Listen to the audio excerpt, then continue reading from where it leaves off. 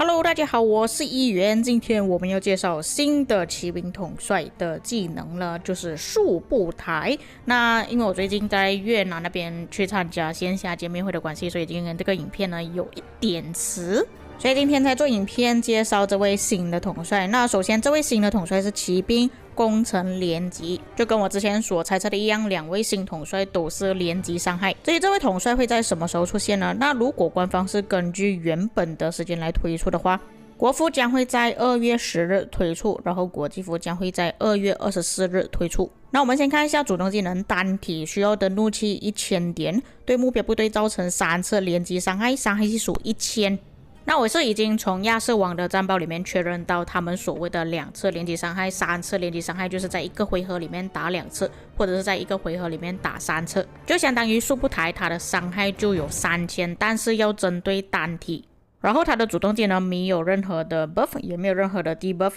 所以或许它不是作为主将的第一优先，不过我们接着看下去。第二个技能，骑兵行进速度提升15%，然后由该统帅发起集结进攻的时候，骑兵单位的攻击力提升20%，骑兵单位防御力提升30%。这个也没有什么东西好讲的，但是可以确定它已经有一个技能是绑定在集结了。第三个技能也是不针对于野战的，但是你们可以围殴城市或者是围殴旗帜要塞。这边所说的是进攻城市或据点时，造成连击伤害提升10%，造成连击伤害时有60%的概率，此自身部队在接下来8秒内造成的普通攻击伤害提升15%，该效果可以叠加，上限为2层，且每次叠层都会刷新时间。那其实它这个要叠层的加成会比较苛刻一点像是它这边触发的条件就是要有连击伤害。那我看了速步台的技能，除了主动技能之外，其实还有第4个技能也是可以有一次机会造成连击伤害的，就只能看会不会这么刚好在这8秒里面能够叠层上去。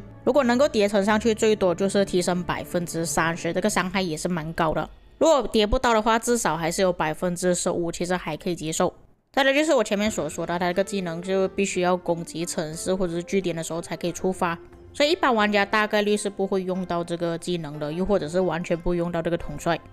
第4个技能，在联盟领土外时，每次基础攻击有30%的概率造成一次连击伤害，伤害系数700，冷却时间10秒。说实话，它这个冷却时间还蛮长的，而且它还是有概率性触发，所以其实我个人觉得并没有这么容易去触发到第3个技能，但至少还是有一个额外伤害的。毕竟我们也知道阿提拉跟武田呢，他们是没有爆发的，所以他这边增加多一个额外的爆发魔奖也算是一个不错的选择。阿提拉跟武田如果是搭配这位统帅的话，就是提升数值用的。最后觉醒技能，进攻野外部队时，主动技能会对目标施加一个持续2秒的引燃效果，每次受到基础攻击有50%的概率在接下来1秒内受到的普攻伤害提升20%。同时间，它的觉醒技能还有另外一个部分是关于进攻城市或者是据点的时候，主动技能会对目标部队施加2秒的引燃效果，每次受到基础攻击时有100%的概率在接下来1秒内受到的普通攻击伤害提升20%。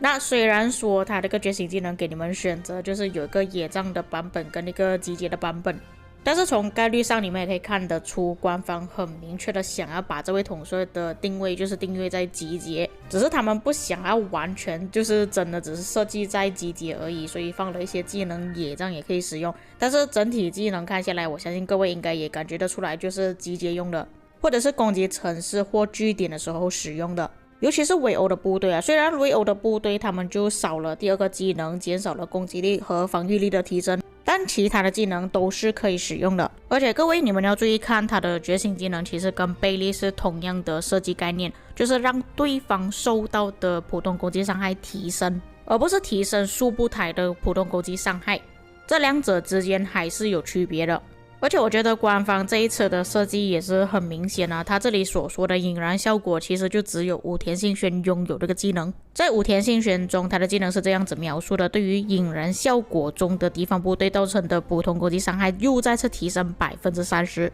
现在之前我就有跟大家讲过，其实普通攻击伤害提升也可以提升到连击伤害的。而且你们要仔细看一下速步台它的技能是怎样描述的，主动技能会对目标施加2秒的引燃效果，而不是说释放了主动技能之后，也就等于说当他这个主动技能还没有打出去之前就已经有引燃效果了，然后通过武田信玄这边提升觉醒技能的提升，然后再把连击伤害打出去，而且是3次，这样子是真的很痛的。所以你们不要看到这位统帅好像他的技能没有设计太多的 debuff buff 或者是什么特别的东西，但只要数值提升上去，再加上他本来拥有的伤害呢，都可以打出很高的数值了。但假设说他是必须要跟武田绑定的话，也就变成说这位统帅速不台他必须要担任主将，因为武田信玄他的技能显然是不适合作为主将的，他是骑兵通用机